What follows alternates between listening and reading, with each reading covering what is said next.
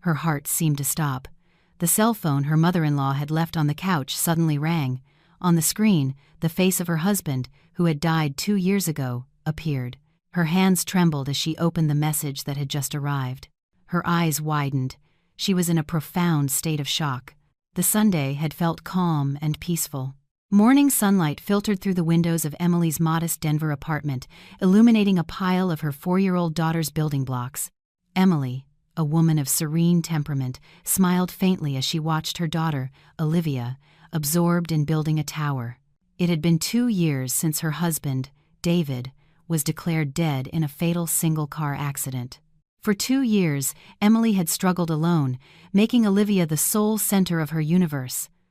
The new life they were building was about to be shaken to its core. That afternoon, the apartment doorbell rang. Emily glanced through the peephole and sighed softly. It was her mother-in-law, Mrs. Davis. She straightened her clothes for a moment before opening the door. "Emily, I just came by because I was missing Olivia so much," Mrs. Davis said in a sickly sweet voice before Emily could even greet her. Without waiting for a response, the middle-aged woman walked straight in. Her eyes scanned the entire room before landing on Olivia. "Grandma!" Olivia cried, running to hug her. "Oh, my sweet little girl, the prettiest in the world." Mrs. Davis lifted Olivia and covered her with kisses. "Grandma brought you new toys. A doll set and a massive dollhouse." Emily just smiled awkwardly. "Hello, Mrs. Davis. Please sit down. Can I get you something to drink?" "Don't trouble yourself, Emily. I'll be leaving soon. You must be exhausted taking care of Olivia all by yourself," Mrs. Davis said as she sat on the living room couch, her eyes fixed on Emily. "You've lost weight. Is the money I send each month enough?" Emily nodded. "Yes, it's more than enough, thank you. Besides, I've started taking orders for artisanal cookies again." "I'm glad," Mrs. Davis said. Her tone was hard to read. The relationship between Emily and her mother-in-law had never been warm. Mrs. Davis always seemed to think her only son, David, deserved someone better. Even after his death, that look of judgment never disappeared. Mrs. Davis set Olivia down and let her open the giant toy box. The small living room felt instantly crowded. "Grandma, I love it." "Thank you," Olivia chattered. "Anything for my little girl," Mrs. Davis said, stroking Olivia's head, but her gaze shifted to Emily. "How is everything with David's life insurance? Is it all settled?" Emily was a bit surprised. "Yes, it was all settled a year ago. You manage most of it in an education account for Olivia." "Ah, yes, that's right. I was just asking to be sure. You know how complicated managing money is. I only want the best for Olivia's future," she said with a hint of nervousness. Emily felt something wasn't right. Thinking back, it was Mrs. Davis who had handled the insurance claim with surprising speed and enthusiasm, using the excuse, "Emily, you're too overwhelmed with grief right now. I'll take care of it." At the time, lost in her sorrow, Emily had simply signed the papers her mother-in-law placed in front of her. "Emily," Mrs. Davis called again, pulling her from her thoughts. "About the house David left in his hometown, I think it would be best to sell it. I can manage that money as well. You don't understand much about real estate." "But," Emily tried to interrupt, "it's the only memory we have left." "Memories don't pay the bills, Emily," Mrs. Davis cut her off sharply. "Listen to me. This is all for Olivia. You just focus on raising her." Emily chose silence. Arguing with Mrs. Davis only ever brought her pain. She forced a smile as Mrs. Davis said goodbye to Olivia with an overly tight hug. "Grandma will be back soon, my sweet girl. Be good. Don't give your mommy any trouble." Only when the door closed could Emily let out a sigh of relief. Mentally exhausted, she started tidying the living room, letting Olivia immerse herself in her new toys. At dusk, while Emily was feeding Olivia dinner, the little girl accidentally spilled orange juice on the couch. "Oh no, Olivia." Emily quickly went for a cloth. As she pressed down on the cushions to clean the spill, her hand touched a hard object hidden in the gap. Emily pulled it out. It was a sleek, black smartphone. It definitely wasn't hers. It must be Mrs. Davis's phone. She must have dropped it earlier. Emily looked out the window. Mrs. Davis's car was gone. She was probably far away by now. Emily sighed. She didn't have another number to contact her. She'd have no choice but to take it to her house that night. She left the phone on the TV stand. Later that night, after putting Olivia to bed, Emily sat in the living room folding dry laundry. The apartment was silent. Suddenly, that quiet was broken. Mrs. Davis's phone, which was on the table, vibrated loudly with an unfamiliar ringtone. Emily turned her head, slightly annoyed. She planned to ignore it, but the vibration was insistent. Emily got up and walked to the table. She picked up the phone, and in that instant, her world seemed to stop. The phone's screen lit up, showing the caller's photo. It was the picture of a man she knew all too well. The man was smiling from ear to ear, looking healthy and happy, wearing a blue shirt Emily had never seen before. Below the photo, a contact name made Emily's knees go weak. My love, David. Emily's heart pounded so hard it hurt. This is impossible.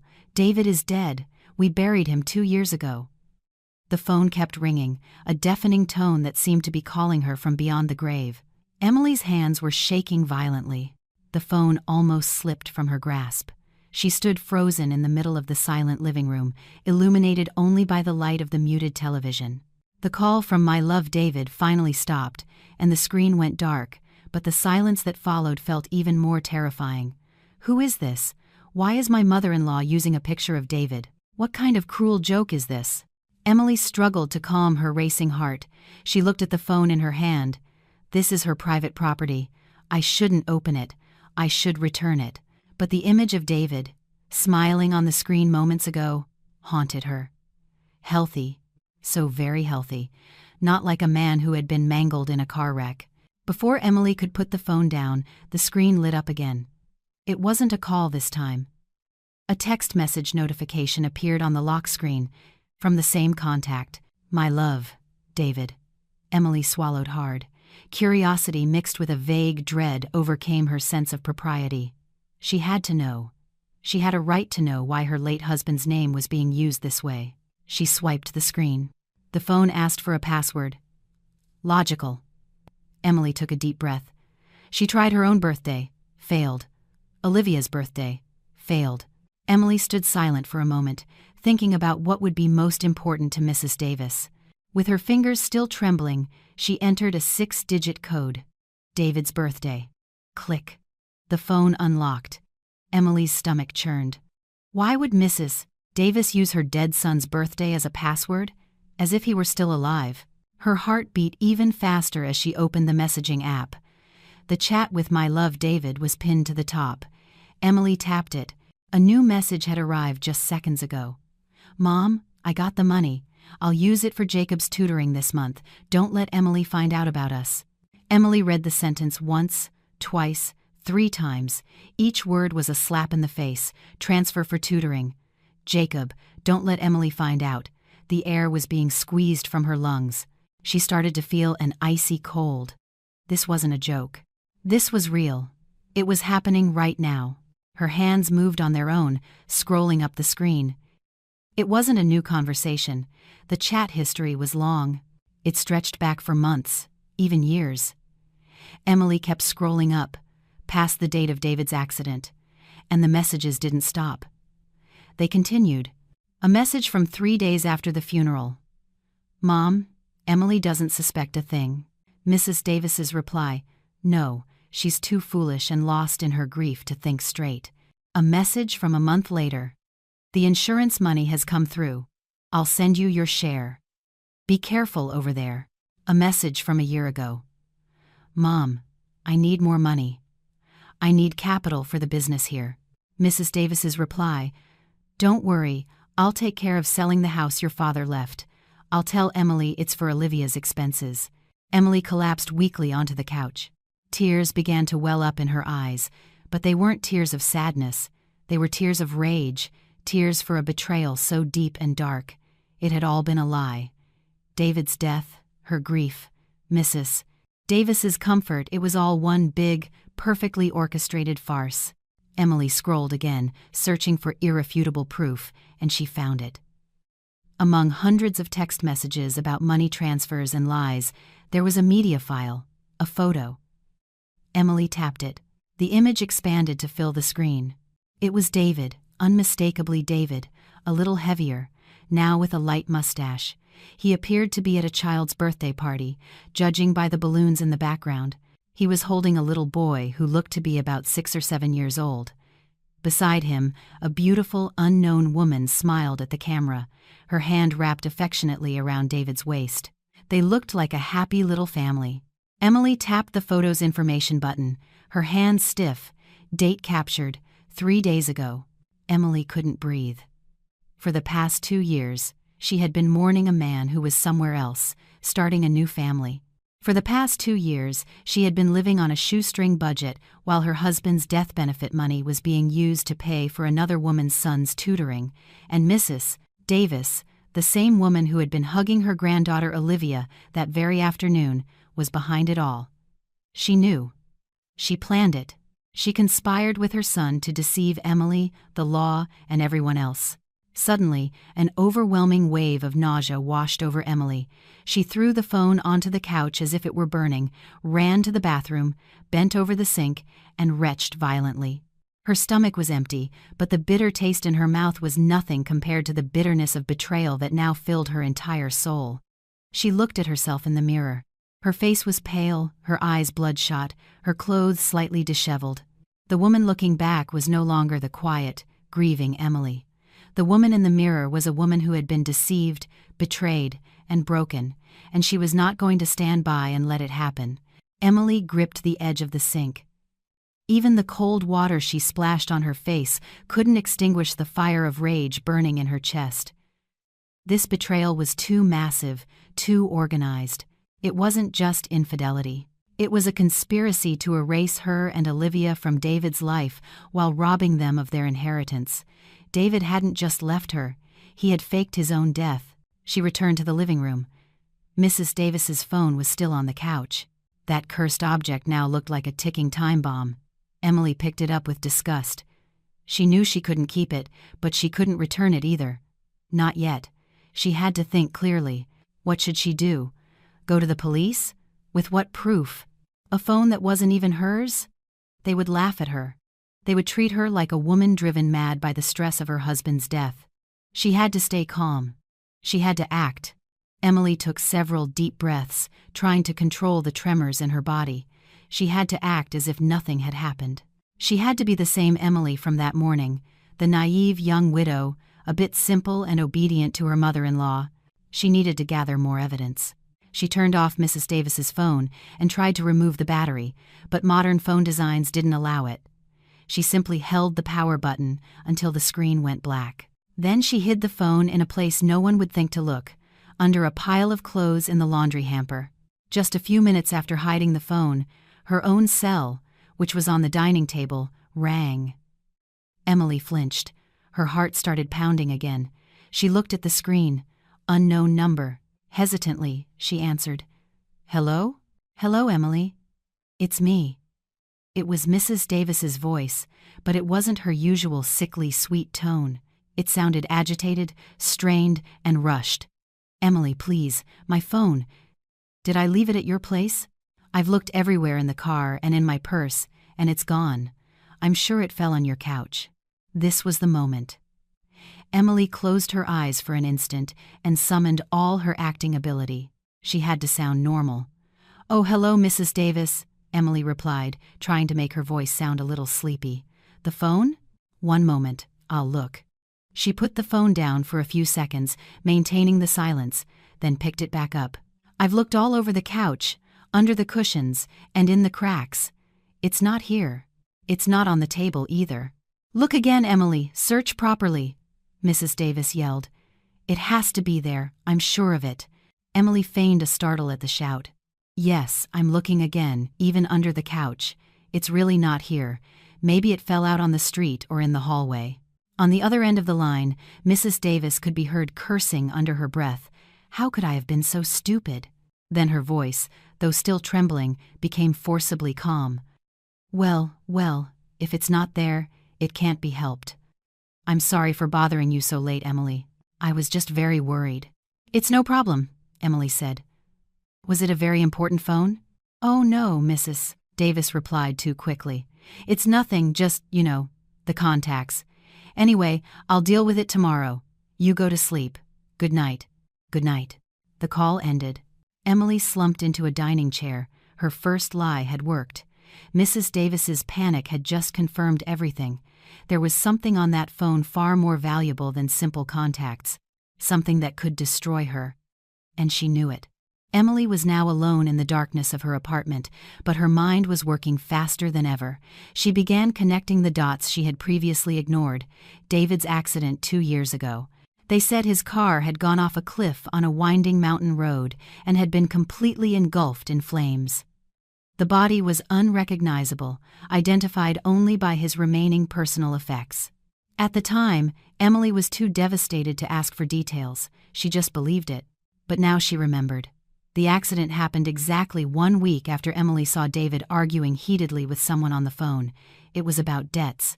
David had been shouting, mentioning hundreds of thousands of dollars. When Emily asked him about it, he yelled at her, saying it was business matters. Business. David's business was on the verge of bankruptcy. He was failing on every bid. Clients were demanding payments.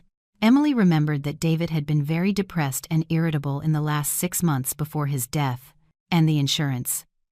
Emily got up and went to a small filing cabinet in the corner of the room. She pulled out a thick blue folder. David's life insurance policy. She opened it. The figure listed there was astronomical, a multi-million-dollar policy. The insurance had been taken out by David a year before the accident. Emily read the policy details carefully. Beneficiaries: wife, Emily, 50%. Daughter, Olivia, 50%. But Emily had never seen that much money. She remembered the conversation with Mrs. Davis a month after the funeral. Mrs. Davis had come to her with a stack of papers. "Emily, you're too distraught right now. I'll handle this insurance claim. Later I'll manage the money for Olivia's portion. I'll create a special trust in my name for her education funds. You use your part for daily expenses." Naive and grateful, Emily had signed the power of attorney. She received a transfer of a considerable sum, but it was definitely not half of the total policy. The other, much larger part, went into an account held by Mrs. Davis, the account that was supposedly for Olivia's education. Emily smiled bitterly. "Education funds," she muttered. "Education funds for David's other son. Money to finance David's new business. Money for his new life built on his fake grave." Mrs. Davis hadn't just helped David escape. She had planned the whole thing to get the lion's share of the insurance money. The money that rightfully belonged to Emily and Olivia. Emily crumpled the policy in her hand. Her face hardened. They had taken everything from her: her trust, her future, her pride. They thought she was stupid. They thought she was weak. They thought she would forever remain the submissive widow they could manipulate. They were dead wrong. That night, the old Emily was buried along with their lies. What remained was a mother ready to fight for what was hers and her daughter's. She closed the folder with a snap. She went back to the laundry hamper. She took out Mrs. Davis's phone. She had to know everything. Emily couldn't sleep. Her mind raced faster than the hands on the wall clock. She startled at every noise from the building's hallway, fearing Mrs. Davis would return with a spare key and break down the door. She double-bolted the lock and jammed a chair under the doorknob. Only after making sure Olivia was sleeping soundly in her room did Emily get to work. She sat at the dining table with her old laptop and Mrs. Davis's phone. She needed a data cable. Rummaging through her drawers, she found the cable from her own charger. Luckily, it was the same type. She connected the phone to the laptop. The phone's screen lit up, asking for the password. Emily entered David's birthday. Success. She unlocked the phone and adjusted the settings so the screen wouldn't turn off. The laptop began to read the device. Emily wasn't a tech expert, but she knew what to look for. She started copying the folders one by one. First, the photo gallery. Thousands of images filled the laptop screen. Most were normal family photos, pictures of Olivia, old pictures of David. But among them, in a hidden folder named Remodel Project, she found the most horrible truth. There were dozens of photos of David with that woman and the boy. Vacation photos at the beach, dinner scenes, pictures of their cozy new house. Emily copied everything to a USB drive she had bought the week before. Next, the chat histories, not just the messaging app, but other communication apps that were installed. Emily opened them one by one, taking pictures of the screen with her own phone, creating hundreds of photographic evidence of the conversations. Conversations between Mrs. Davis and David. Conversations between Mrs. Davis and David's mistress, whose name she now knew, Sophia. The conversations detailed everything. The initial plan, the panic when they were almost discovered, the division of the insurance money, and even Sophia's complaints that David sometimes said Emily's name in his sleep. "He needs to forget about that woman, Mrs. Davis. We've come too far," Sophia wrote in one message. Mrs. Davis's reply, "Don't worry, it's not Emily he misses, it's Olivia." Emily's heart ached, but she pushed the feeling aside. This was no time to cry. She had to focus. She moved on to the emails. Mrs. Davis's inbox was full of spam and bills, but an unsent email in the drafts folder made Emily's blood run cold. The email was addressed to a professional-looking address. The subject was, "Final Payment, SK." The body of the draft was brief. "Dr. Harris, thank you for your assistance 2 years ago. The death certificate for DD was a great help. I will transfer the final payment for the unidentified body. As promised, we will consider this matter closed. Dr. Harris."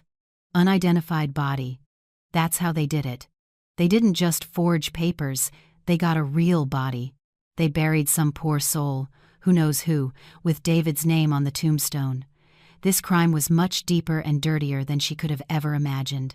Emily quickly copied Dr. Harris's email address and saved the draft email as proof. Finally, she looked for one more thing.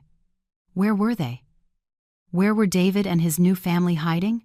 She opened the map application on Mrs. Davis's phone and checked the location history. Most were routes from Mrs. Davis's house to Emily's apartment or to shopping malls. But there was one address she visited regularly, once every 2 weeks, an address in a small suburban town outside of Denver, an hour's drive away. Emily entered the address into her laptop. The satellite map showed a modest house in a quiet, new subdivision, away from the hustle and bustle. A perfect place to hide. Emily saved the address. She felt she had enough evidence for one night. She had photos, conversations, the criminal plan, and the location. Just as she was about to disconnect the phone, a new notification appeared on the screen. The message wasn't from David or Sophia. The number was saved as Contractor B. Emily opened it. "Good morning, Mrs. Davis.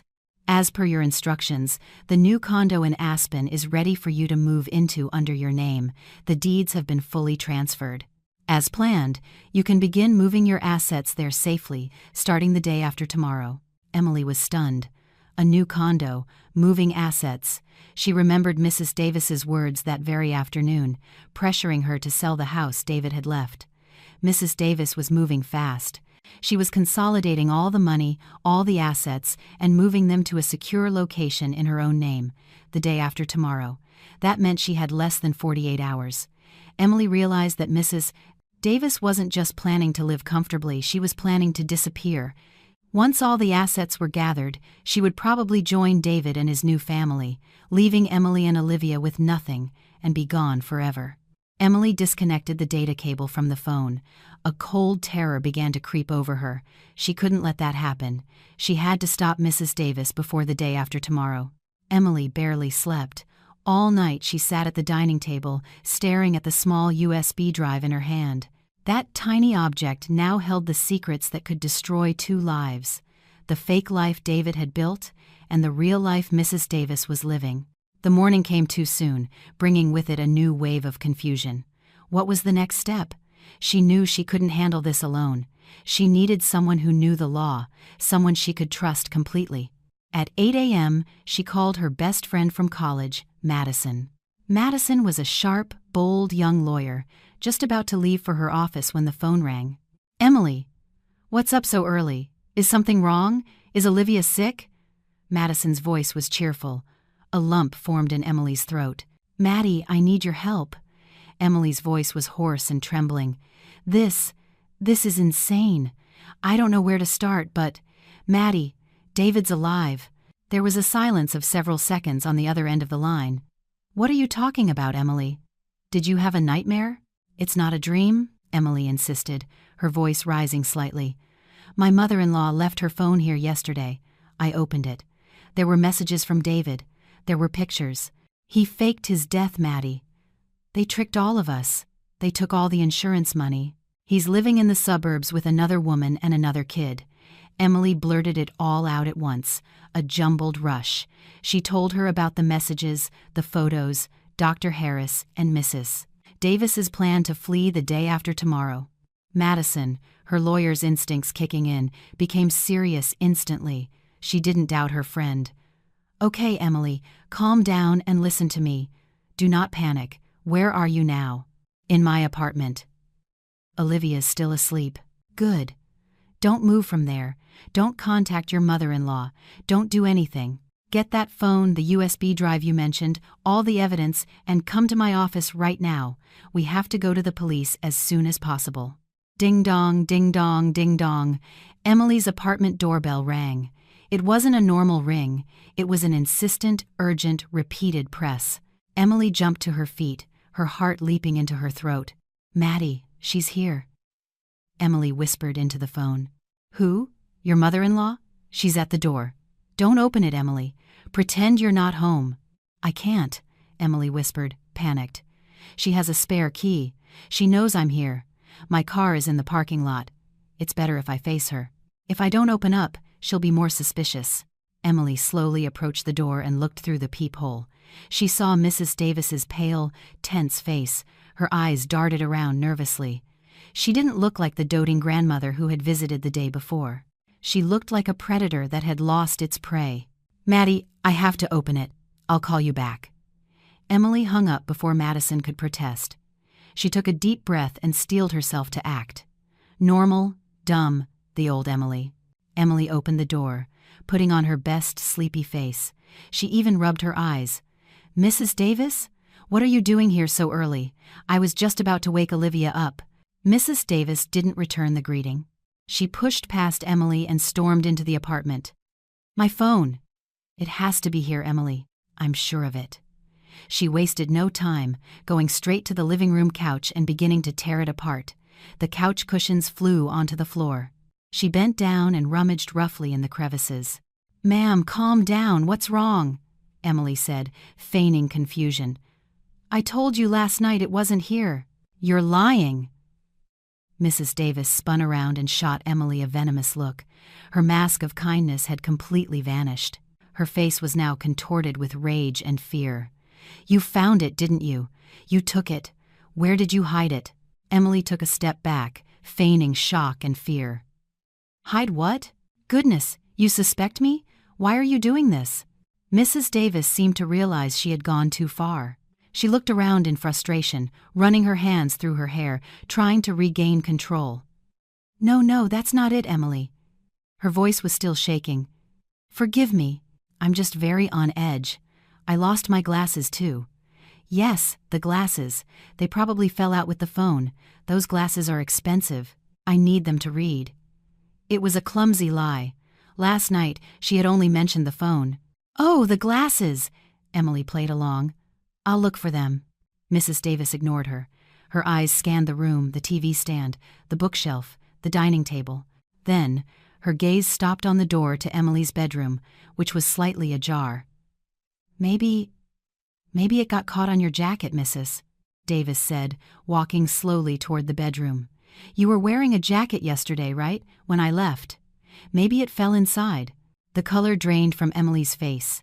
Mrs. Davis's phone was in there, hidden in the laundry hamper under a pile of Olivia's clothes. "No!" Emily cried out, her voice a little too loud. Mrs. Davis stopped at the bedroom threshold. She turned to look at Emily. "Why not? My room is a mess."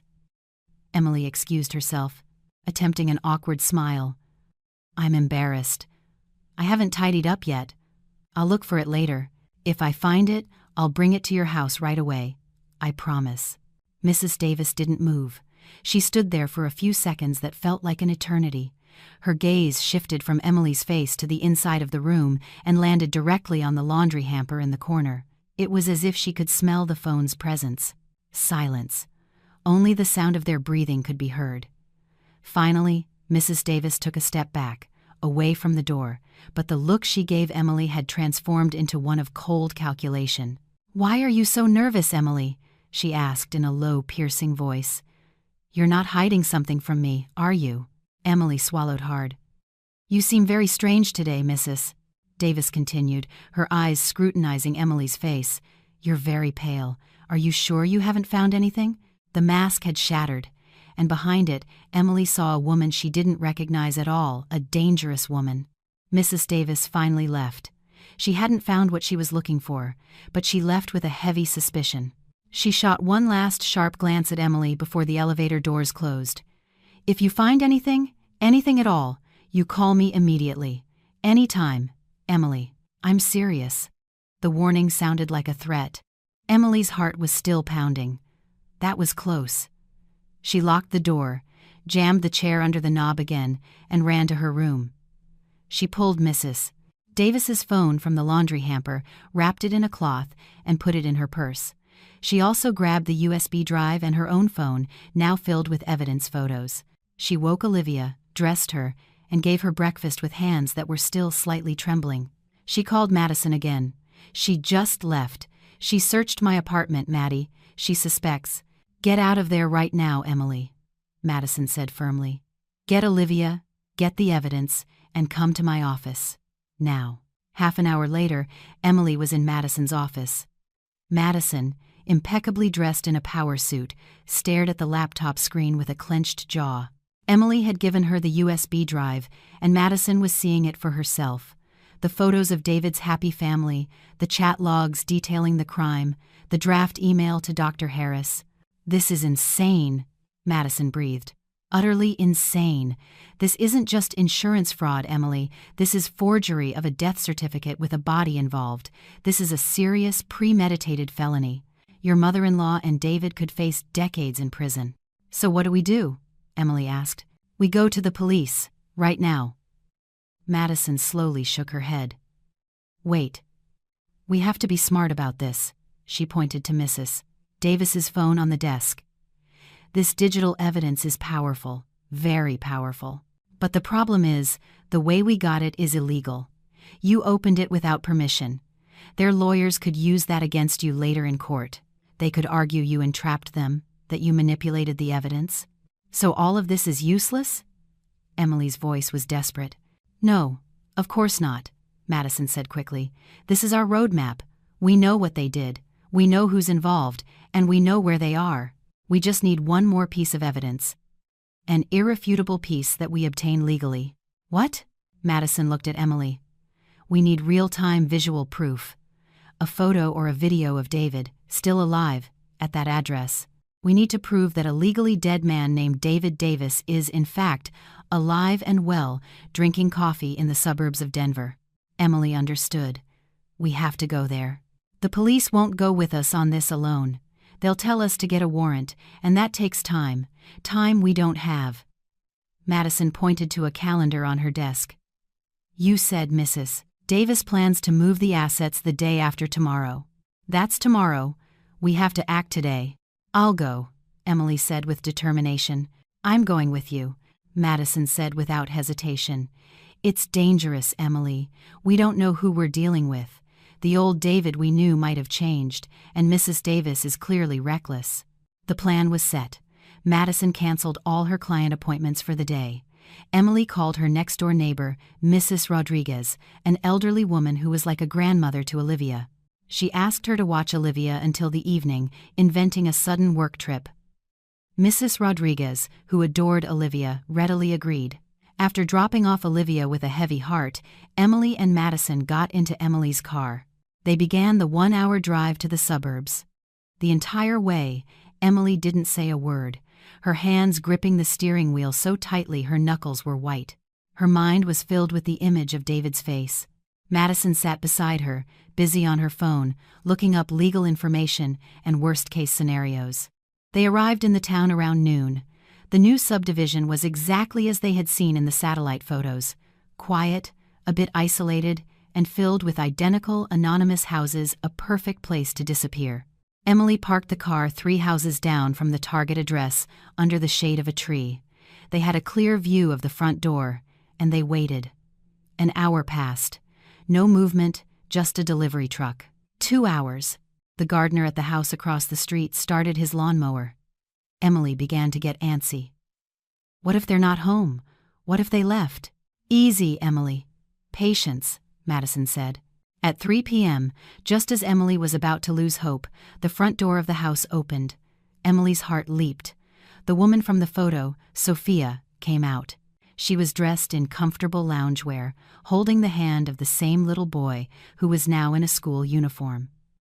They laughed and crossed the street toward a small playground. Emily's hands trembled. It's her! That's the woman! Get your phone out, Emily. Record, Madison whispered tensely. Just as Emily was about to raise her phone, the door of the house opened again, and a man stepped out onto the porch. He was wearing a t-shirt and shorts, holding a coffee mug.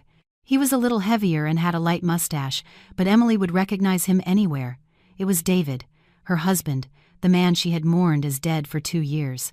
David smiled and waved at Sophia and the boy. Don't be long. Lunch is almost ready, he called out.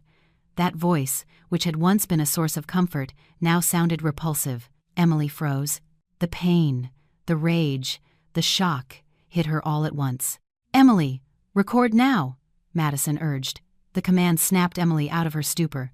She raised her phone, opened the camera, and hit the record button. She zoomed in. David's face filled the screen. She recorded the proof of his life. As he drank his coffee, leaning against a porch pillar, as if sensing he was being watched, David stopped smiling. He abruptly set down his coffee mug, slowly turning his head, scanning the quiet street. His eyes narrowed, focusing on the lone car parked under the tree. Their gazes met for only a second, but that second was enough. David's face shifted from relaxation to pure terror. His jaw dropped. He recognized the car, the one he used to drive often. Maybe he even saw Emily's silhouette behind the wheel. Maddie, he saw us, Emily whispered, terrified. David yelled, Sophia, inside! He turned and ran back into the house.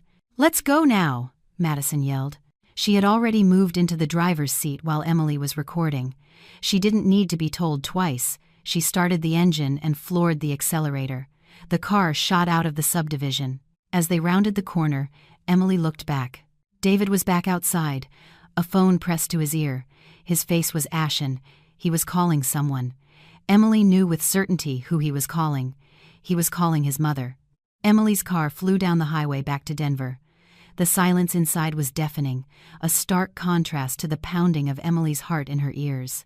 She could still see it clearly, David's ashen face, his jaw slack with shock, the terror in his eyes when he realized who had seen him. The man was real. The man was alive. Emily gripped the dashboard, her body trembling violently no longer from rage, but from a strange mix of relief and fear. Relief that she wasn't crazy. Relief that the proof she needed was now saved on her phone. But also fear. Fear of what came next. She had just kicked the hornet's nest. They're panicking, Madison said suddenly, breaking the silence. Her voice was calm and analytical, as if dissecting a case in court. David saw you. The first thing he did was call his mother, and his mother, Madison gestured to the car's clock, had a plan to move the assets tomorrow. She's not going to wait for tomorrow, she's moving everything up. They're going to run. What do we do then, Maddie? Emily asked, her voice hoarse. Do we go home? Hide? No, Madison said firmly. We stop them. Now. She pulled out her phone and hit a speed dial number. Hello, Detective Thompson? It's Madison. I'm with my client right now. It's an emergency. We have hard evidence of a major case: insurance fraud, death certificate forgery, and criminal conspiracy. The main suspect, declared dead 2 years ago, is in fact alive. I have a video recording of him from 10 minutes ago. Madison listened for a moment, then nodded at Emily. We're on the highway. Just left the suburbs. Yes, I understand, Detective. We're on our way now. She hung up. Detective Thompson is my contact with the police. He's good, trustworthy. He told us not to go to my office or your apartment. Too risky. Mrs. Davis might have already sent someone to watch you. We're meeting him at a small precinct station near the toll exit. The rest of the drive was silent. Emily's mind was a whirlwind. She thought of Olivia. Would her daughter be safe? She thought of Mrs. Rodriguez. Thank God she had left Olivia there. They arrived at the small, discreet police station 20 minutes later. A stocky man in uniform, with a stern face but intelligent eyes, was waiting for them at the entrance. It was Detective Thompson. "Madison. Mrs. Davis," he greeted them, shaking their hands. "Come in. My office is in the back. Tell me everything, from the beginning." Inside a small room that smelled of coffee and paper, Madison took the lead. She wasted no time.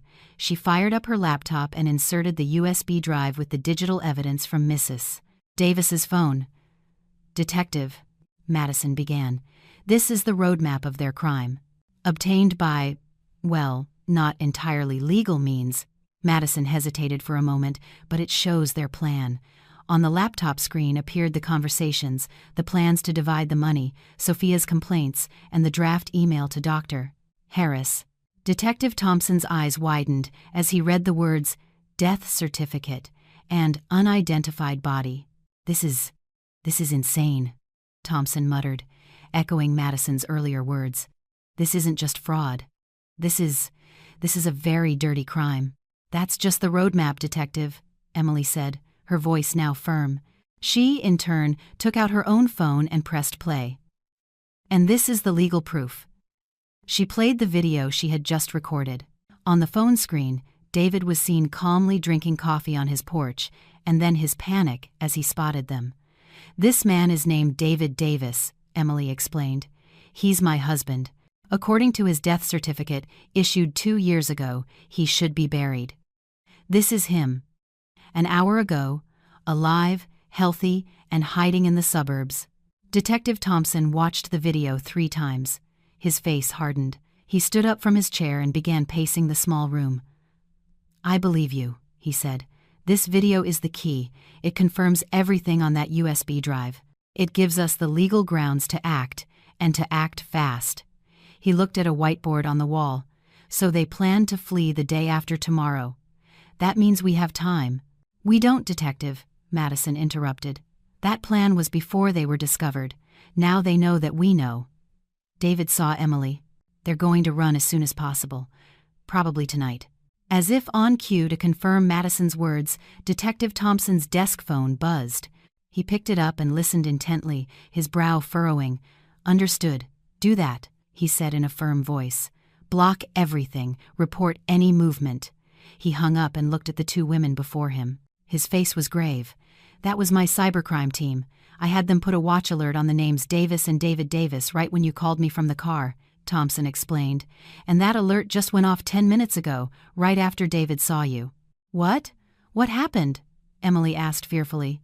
"Mrs. Davis just booked 3 one-way plane tickets to Mexico City," Thompson said, "on the last flight out tonight at 9 p.m.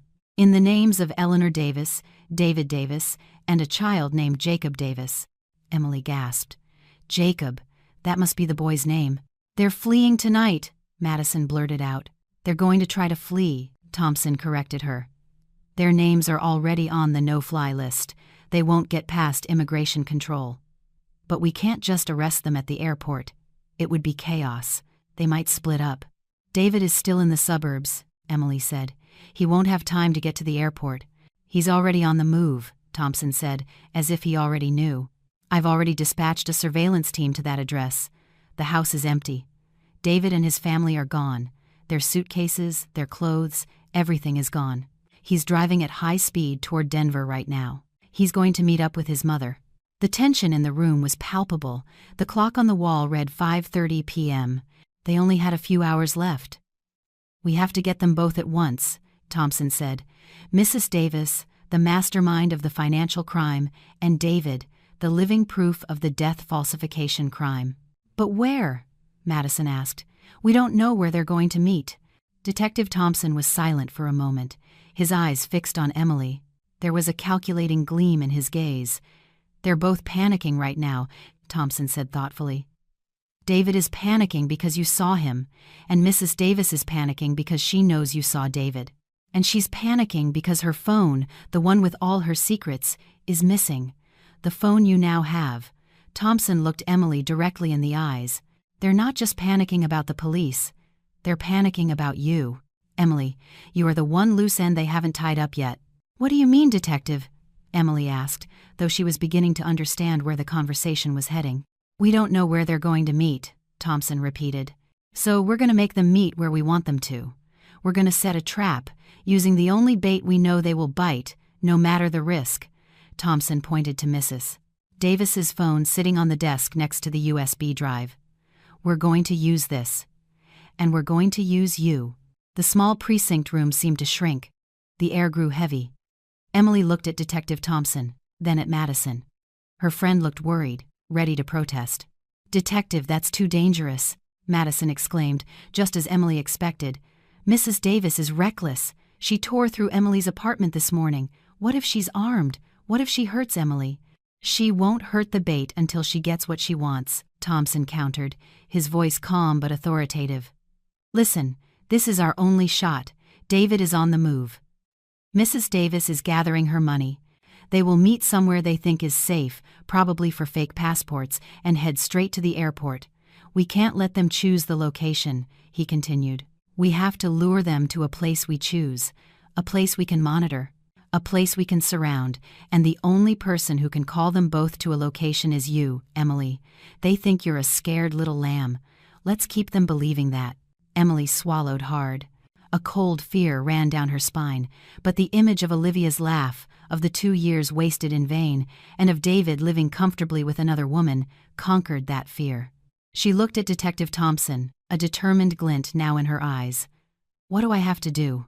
The plan was drawn up quickly and efficiently. They didn't have much time. Detective Thompson explained they couldn't use Emily's apartment or Madison's office. They needed a place that was isolated but held emotional value for the suspects. The old house, Emily said suddenly. The house David's parents left him, the one Mrs. Davis wanted to sell. It's empty. No one has lived there in over a year. Thompson's eyes lit up. Perfect. It's a secluded location, family property. Most importantly, Mrs. Davis knows the exact location. She'll feel safe there. Safe to do what? Madison whispered with concern. To silence Emily, Thompson said bluntly.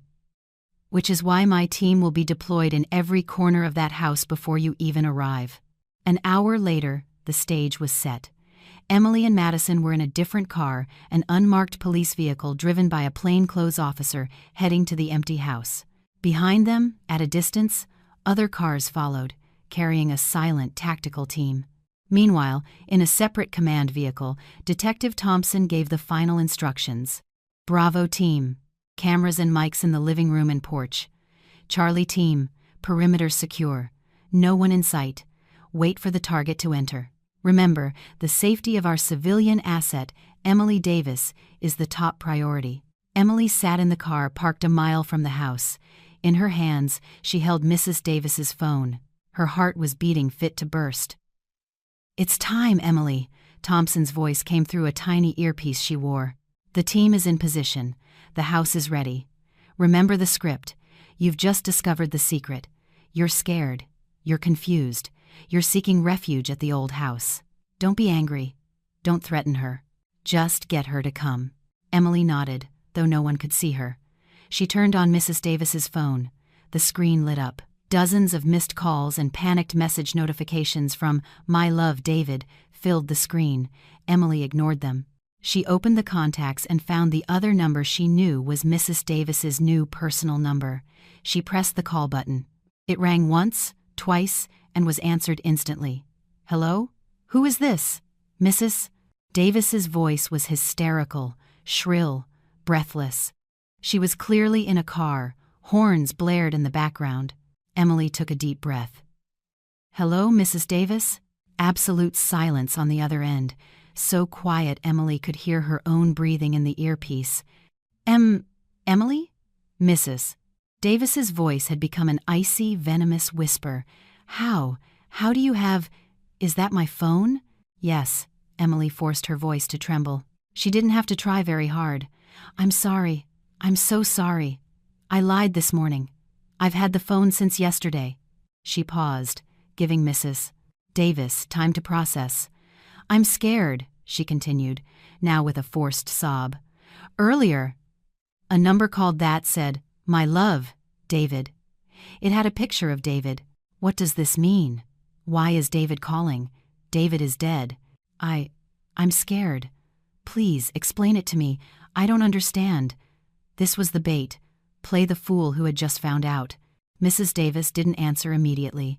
Emily could hear her ragged breathing. She was thinking. She believed Emily had just opened Pandora's box. She didn't know Emily was already a step ahead. She didn't know Emily had already seen David in the suburbs. She didn't know Emily was already with the police. To Mrs. Davis, this was the final loose end she had to tie up before she fled. The one key witness, who now held the proof of her crimes, was scared and confused. It was the perfect opportunity to get that phone back and silence Emily. When Mrs. Davis spoke again, her voice had changed. The panic was gone. What remained was a cold, calm, authoritative voice.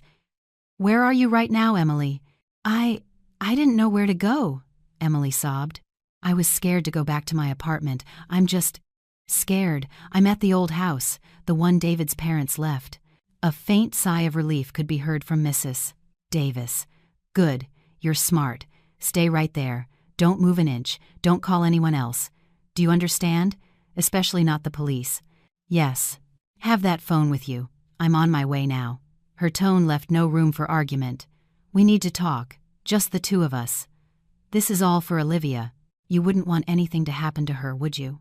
The veiled threat made Emily's blood boil, but she kept up the act. "Olivia, don't do anything to Olivia." "Good. You wait. I'll be there alone. Let's fix this, Mrs. Davis said before hanging up abruptly. Emily lowered the phone.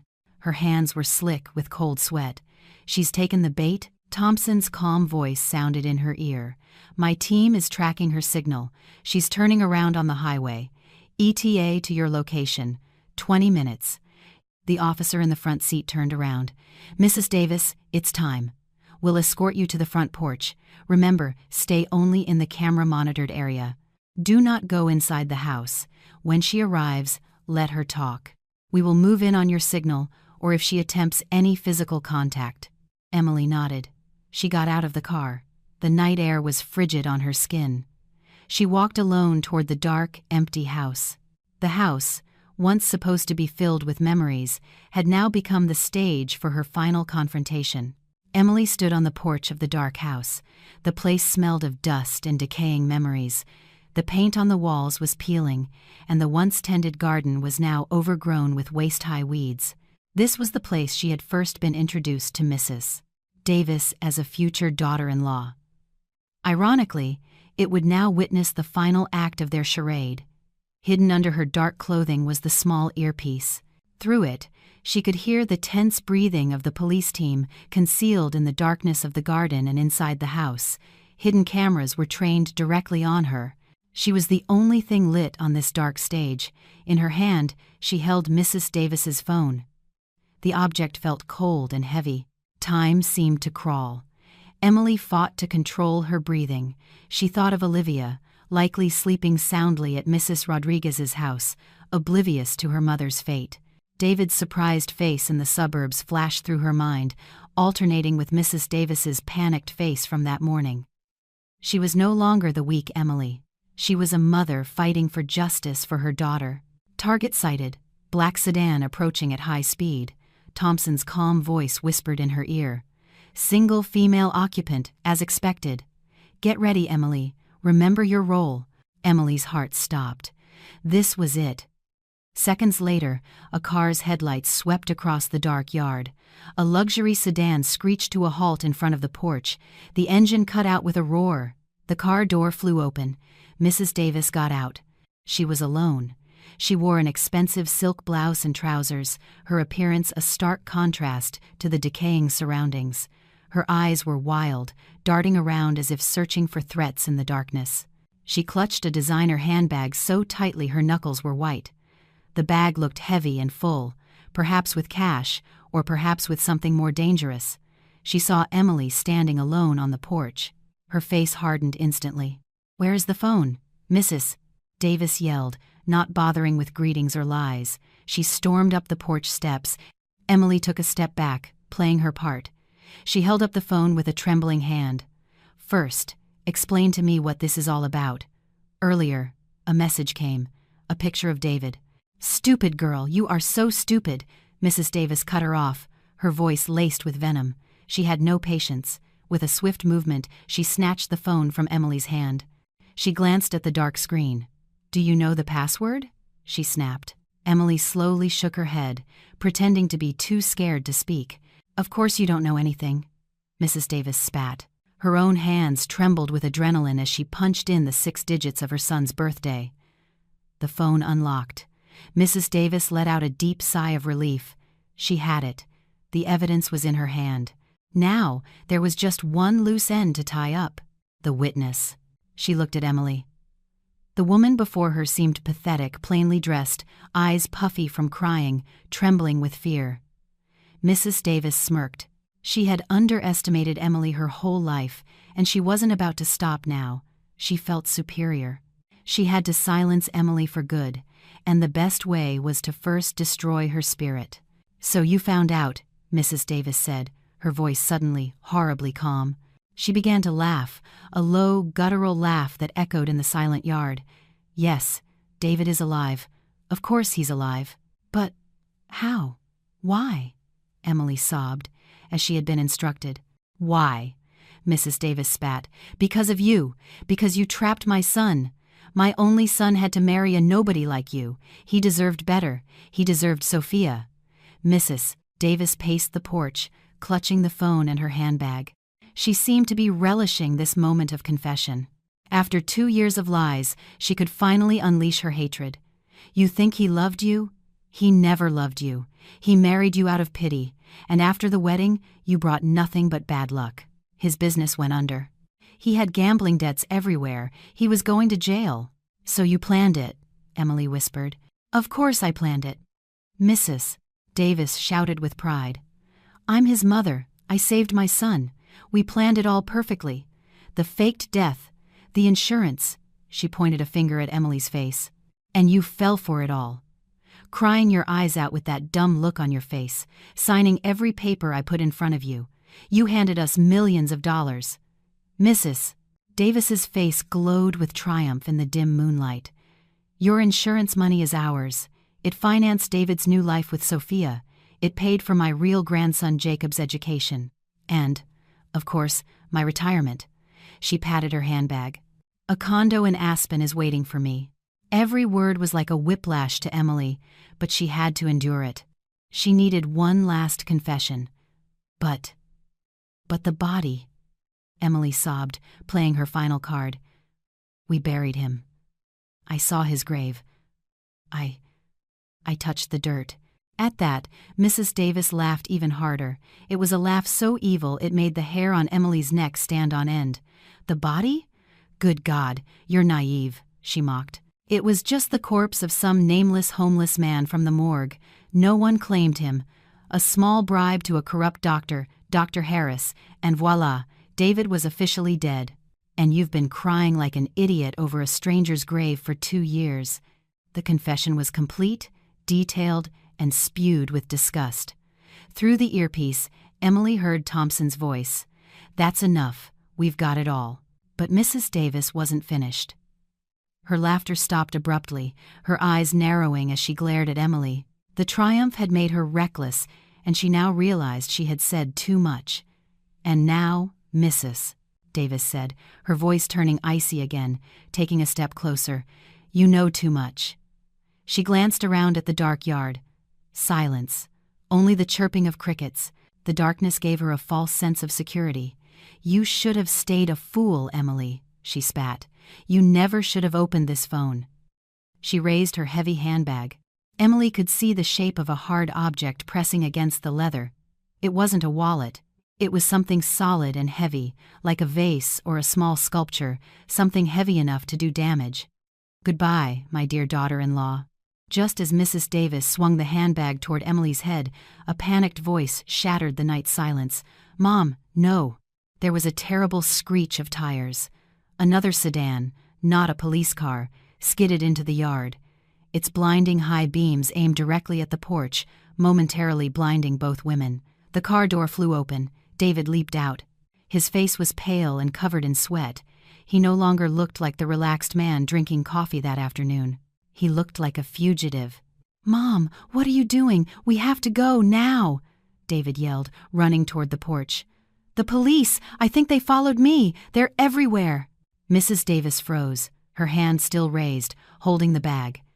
Her face went white at the unexpected appearance of her son. Her plan had unraveled. "You're going nowhere." A calm, authoritative voice emerged from the darkness of the garden. Suddenly, the entire yard was illuminated. Powerful floodlights from multiple directions switched on at once. Madison stepped out from behind a large tree, her phone recording.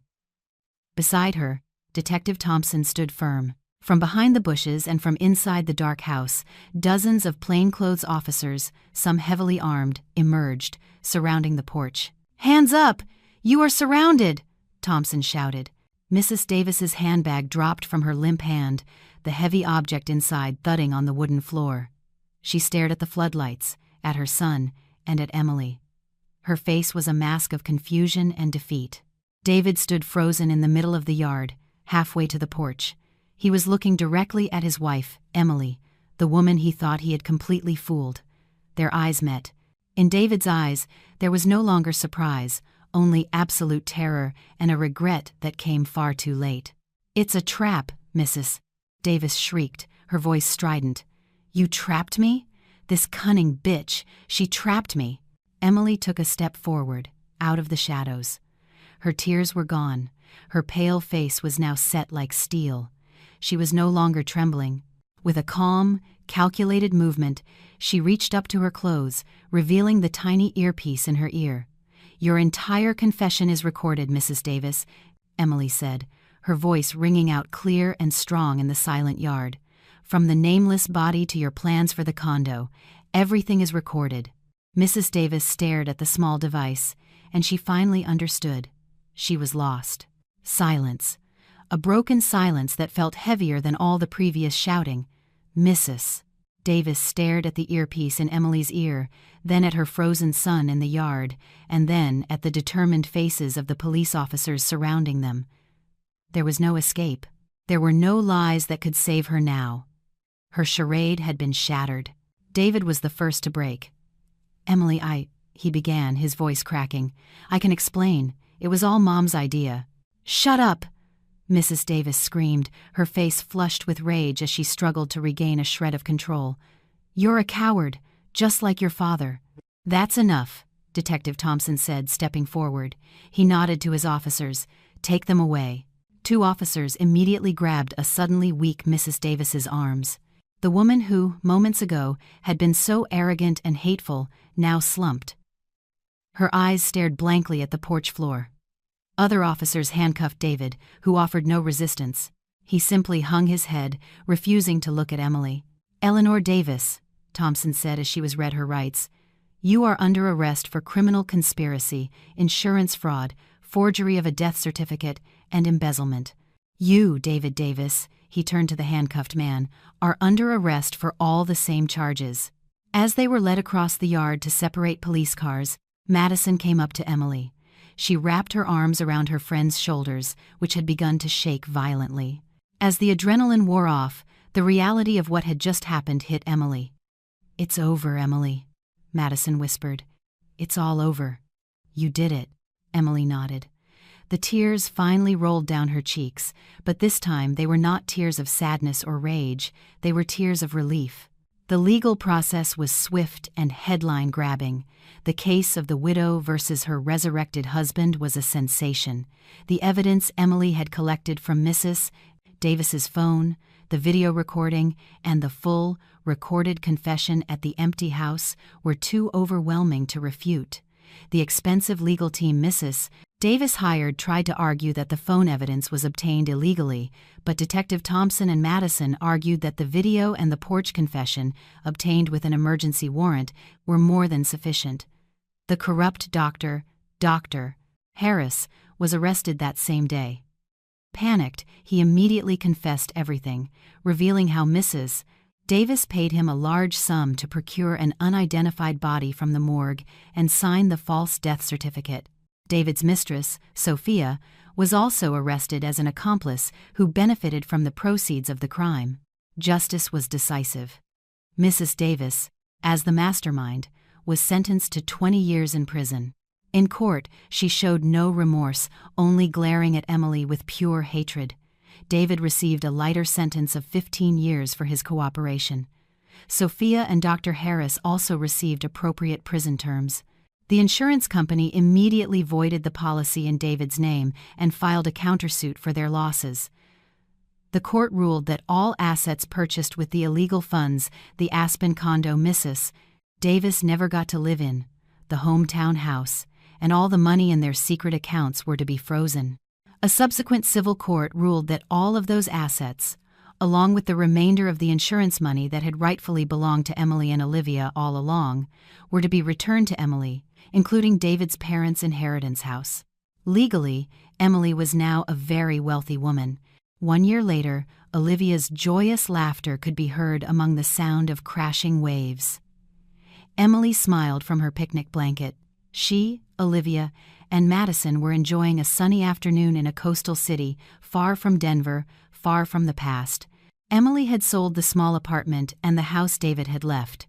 She bought a lovely little house near the beach and started a new life. Her artisanal cookie business, once small, was now flourishing. She named her company Olivia's Rainbow Cookies, and orders came in from all over the city. Her clothes, once usually dark colors, were now bright shades, sky blue, pink, and sunflower yellow. "Mommy, let's go swimming," Olivia shouted, waving a small pail. "I'm coming, sweetie," Emily called back. She picked up her phone, opening the photo gallery. Her fingers paused on an old hidden folder.